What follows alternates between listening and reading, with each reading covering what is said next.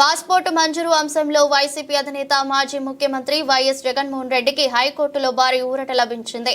Passport పొందేందుకు జగన్ కు తాజాగా హైకోర్టు నిరభ్యంతరం పత్రం జారీ చేసింది. 5 ఏళ్ల కాల పరిమితితో జగన్ కు తాజా పాస్పోర్టు జారీ చేయాలని అథారిటీని హైకోర్టు ఆదేశించింది. అలాగే యూకేలో ఈ నెల 16న జరగనున్న తన కుమార్తె డిగ్రీ పట్టా ప్రధానోత్సవ కార్యక్రమానికి హాజరయ్యేందుకు జగన్ కు హైకోర్టు అనుమతి ఇచ్చింది. ఈ మేరకు హైకోర్టు న్యాయమూర్తి జస్టిస్ శ్రీనివాసరెడ్డి ఆదేశాలిచ్చారు.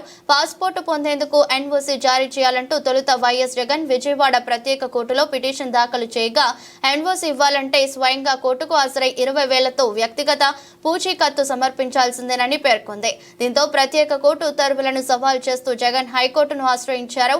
ఈ పిటిషన్ పై విచారణ జరిపిన న్యాయమూర్తి జస్టిస్ కొనకంటి శ్రీనివాసరెడ్డి ప్రత్యేక కోర్టు ఆదేశాలను రద్దు చేస్తూ తీర్పునిచ్చారు.